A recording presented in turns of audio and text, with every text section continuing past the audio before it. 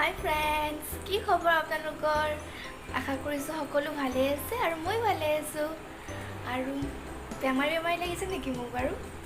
নাই, আচলতে মূৰত তেল লগাইছোঁ। অকণমান হেডেক হৈ আছিলে, মূৰ বিষাই আছিলে সেইকাৰণে। আৰু আজি ভাবিছোঁ মই অৰেঞ্জ ফিংগাৰ চিকেন বনাম। আৰু ইভিনিং হৈছে, ইভিনিং টাইমত চাহৰ লগত খাই বেছি ভাল লাগে। তো ভাবিলোঁ যে আপোনালোকৰ লগতো মই শ্বেয়াৰ কৰোঁ মোৰ ৰেচিপিটো। তেনেহ'লে বেছি দেৰি নকৰি আমি কিটচেনলৈ যাওঁ ব'লক। আমি যিহেতু অৰেঞ্জ চিকেন বনাম, তেনেহ'লে অৰেঞ্জ মানে কমলাটোৰ প্ৰয়োজন আছে। সেইকাৰণে আমি লৈছোঁ এটা কমলা আৰু ইয়াতে আছে আধা কিলো মাংস। আৰু মই মাংসখিনি বনলেছ লৈছোঁ, হাৰ্ডি নোহোৱা মাংস, এনেকুৱা মাংসৰ পিচ। আৰু এনেকুৱা দীঘল দীঘল মানে আপোনালোকে দোকানত গ'লে কৈ আনিব দীঘল দীঘল কৰি দিবৰ কাৰণে। আৰু কেনেকৈ কাটিব লাগে মই দেখুৱাই আছোঁ এতিয়া আপোনালোকক। এনেকৈ কাটি ল'ম আমি, এনেকৈ দীঘল দীঘল কৰি, এনেকুৱা পিচ কৰি কেনে। আৰু আধা কিলো মাংসই মই নবনাওঁ, কমকৈ বনাম। কিমান বনাম, আধা কিলোৰ মই মাংস যিমান আছে তাৰে আধাহে বনাম। এনেকৈ আমি গোটেইখিনি মাংসখিনি কাটি ল'ম। আৰু কমলাটোৰ জুচ উলিয়াই ল'ম, চেপি চেপি কেনে ৰসটো উলিয়াই ল'ম। আমি চিকেন এনেকৈ কাটি লৈছোঁ দীঘল দীঘল কৰি। দেখুৱাইছিলোঁ আপোনালোকক, এনেকৈ কাটি লৈছোঁ। আৰু লগতে পিঁয়াজো এনেকৈ কাটিছোঁ। এতিয়া আমি চিকেনখিনি বলটোত দি দিওঁ।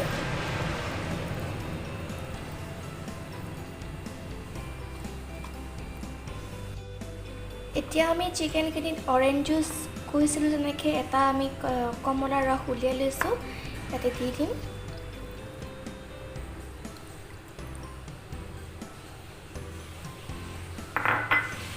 লগতে আমি দিম এচামুচ জিঞ্জাৰ গাৰ্লিক পেষ্ট আৰু অকণমান দি দিছোঁ। দুটা জলকীয়া মই এনেকৈ কাটিছিলোঁ, কাটি থোৱা জলকীয়া দুটা ইয়াতে দি দিম।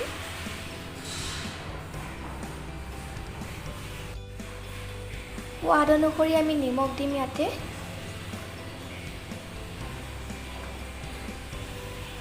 জিৰা এচামুচ,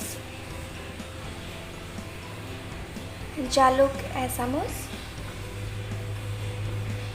ধনিয়াৰ গুড়ি এচামুচ,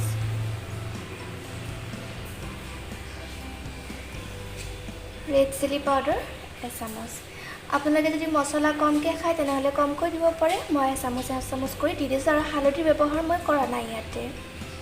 আমি এতিয়া এইখিনি ভালকৈ মিক্স কৰি ল'ম। আৰু পিঁয়াজ আমি ইয়াতে এতিয়া এড নকৰোঁ, কাৰণ পিঁয়াজৰ পৰা পানী ওলায়, সেইকাৰণে আমি পিঁয়াজটো পিছত এড কৰিম। আৰু তেনেকৈ আমি কেনেকৈ বনাম সেইটো বাৰু মই দেখুৱাই থাকিম। এতিয়া আমি এইখিনি মিক্স কৰি লৈ মই 15-20 মিনিট সময় মেৰিনেশ্যনৰ কাৰণে থৈ দিম। আৰু বহুত ধুনীয়া হয় ৰেচিপিটো, খাবলৈ বহুত টেষ্টি হয়, সোনকালে হোৱা ৰেচিপি। আপোনালোকে নিশ্চয় ট্ৰাই কৰিব ঘৰত এবাৰ হ'লেও। চিকেন আমাৰ হৈ আছে, আমি থৈছিলোঁ যিহেতু মেৰিনেশ্যনৰ কাৰণে। এতিয়া আমি ইয়াতে এড কৰিম পিঁয়াজখিনি আৰু ভালকৈ মিক্স কৰি ল'ম। বাছ আমি মিক্স কৰি কেনে লগে লগে বনামেই। এতিয়া হৈ গৈছে আমাৰ টাইম, ইমান সময় ৰখিব নোৱাৰি আৰু মুখত পানী আহিব ধৰিছে। আৰু আনফালে মই টাৱা বহাই দিছোঁ, লগতে তেল দি দিছোঁ। আৰু জোখ অনুসৰি তেল, আৰু টাৱাখনত ভালকৈ মিহলি কৰি ল'ম, চাৰিওফালে দি ল'ম। আৰু দেখুৱাই আছোঁ আপোনালোকক। এতিয়া আমি এনেকৈ চিকেনবিলাক দি যাম।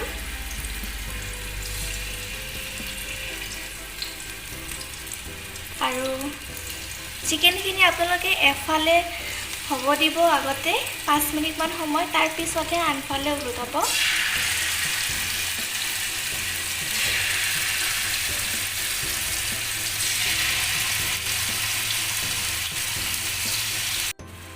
মই চিকেনখিনি এনেকৈ দি দিছোঁ। আৰু এতিয়া চাইডে চাইডে পিঁয়াজবিলাক দি দিম, কাৰণ জ্বলি যাব পাৰেতো, সেইকাৰণে এনেকৈ চাইডে চাইডে দি দিম।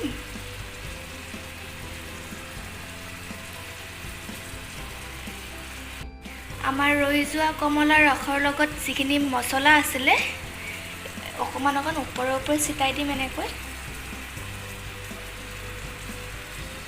আচলতে মছলাটো ইয়াতে বেছিকৈ এইকাৰণে দিয়া হয় কাৰণ কমলা মিঠাও হয় টেঙাও হয় সেইকাৰণে আৰু যদি আপোনালোকে যদি মিঠা খাই ভাল পায় তেনেহ'লে মছলা কমকৈ দিব আৰু যদি মছলা খাই বেছি মানে মিঠা খাই বেয়া পায়ো ভালো পায় বেয়াও পায় তেনেহ'লে আপোনালোকে মছলা বেছিকৈ দিব সেইটো আচলতে নিজৰ ওপৰত কথা মছলাটো আপুনি কিমান খায় মই খাই ভাল পাওঁ বেছিকৈ এইটো মানে চিকেনত সেইকাৰণে মই বেছিকৈ দিছোঁ অকণমান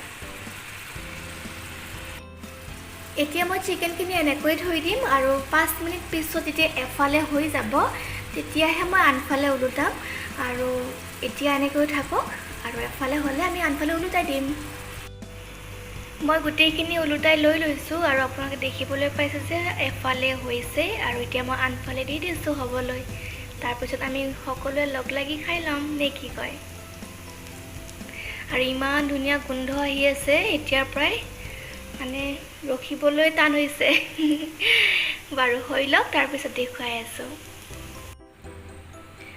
মোৰ চিকেন ৰেডি হৈ গ'ল অৰেঞ্জ ফিংগাৰ চিকেন আৰু ইমান ধুনীয়াকৈ সিজি গৈছে চাওকচোন না ঢাকনি দিছোঁ না কিবা দিছোঁ ধুনীয়াকৈ হৈ গৈছে এতিয়া আমি খাওঁ বলক হৈ গ'ল মোৰ অৰেঞ্জ ফিংগাৰ চিকেন তো আপোনালোকেও খাই চাওক দেখিবলৈ বহুত মৰম লাগিছে আৰু আমি খাই চাওঁ আহক কেনেকুৱা হৈছে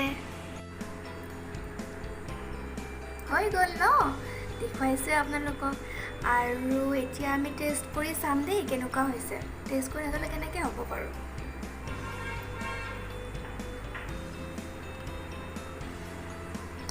টাৱাতে বনাইছোঁ না ঢাকনি দিছোঁ কৰিছোঁৱে আপোনাক দেখুৱাইছোৱে ইমান ছফ্ট